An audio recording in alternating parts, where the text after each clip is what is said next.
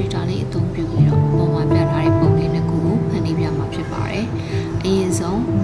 ellipse tool လေးပေါ့နော် ellipse tool လေးကို shift key ဖိပြီးတော့စာရွက်ပေါ်မှာစာဝိုင်းလေးတစ်ခုဆွဲတယ်။ပြီးရင်တော့ selection tool ရွေးထားမယ်။ဆွဲထားပြီးသားပုံကိုထပ်ပွားယူဖို့အတွက် control C control F နဲ့တစ်ထပ်ပဲပွားပါမယ်။အပေါ်အလေး handle မှာ pointer ထား shift key ဖိပြီးတော့အဘက်ကိုဆွဲချလိုက်မယ်။ပြီးတော့ shift key ဖိပြီးတော့အပေါ်ကပုံလေးကိုလည်းဆက်လက်မှတ်မယ်။ပြီးရင် object တွေက blend option ကိုတွားပြီးတော့ဂျားထဲမှာအဆင့်ကို30လို့ကျင်တယ်နော်ဒါကြောင့် step မှာ3လို့ထား okay နဲ့ထွက်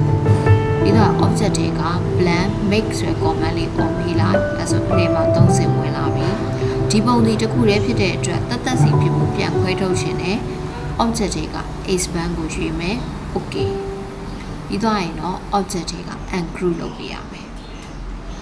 ပြီးရင်line segment 2ကိုရွေးမယ်အပေါ်ကနေအောက်ကို down line လေးတစ်လိုက်ဆွဲမယ်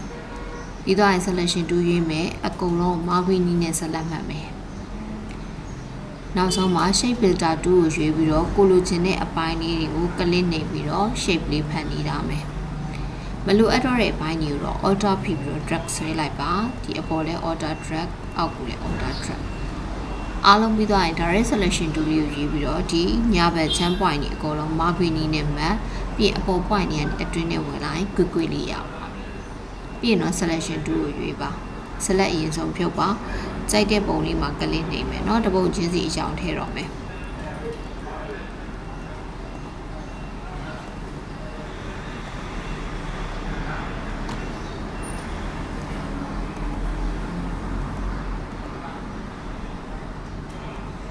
ကိုကြိုက်တဲ့ palette ကိုတုံးထည့်လို့ရပါတယ်အရောင်ကเนาะဒါကိုကြိုက်တဲ့အရောင်လေးတွေထည့်ပေးပါဒါသမီးမတူအောင်လို့ပေါ့နော်အယောင်လေး၄ရောင်ထည့်ထားတယ် stock color လေးတော့မလိုချင်ဘူးဒါကြောင့် stock ကိုတော့နှမ်းထားလိုက်မယ်ပြီးတော့ရင်ဒီပုံလေးကို2 box ရဲ့ rotate tool ထဲမှာရှိတဲ့ reflect tool လေးကိုရွေးမယ်အလဲ point ဒီမှာ auto click နှိပ်ပြီးတော့ vertical reflect 90 vertical reflect ပေါ့နော် copy လုပ်လိုက်ရတော့ပါပြီအဲဆိုတော့ကိုစလုံးမှတ်ပြီး control G group ဖွဲ့မယ်ပြီးစားလေးနည်းနည်းတီးပြီးတော့တခြားနေရာလေးဆွဲရွှေ့ထားလိုက်မယ်ဒါဆိုဒီဘက်ကပုံလေးဖန်တီးကြည့်မယ်အဲ့ပုံလေးကိုလည်း ellipse 2ကိုပဲရွေးမှာเนาะ ellipse 2ကိုရွေးပြီးတော့စာရွက်ပေါ်မှာ ellipse လေးတစ်ခုဆွဲလိုက်တယ် shift key နဲ့ set line လေးပေါ့เนาะ circle လေးဆွဲတာ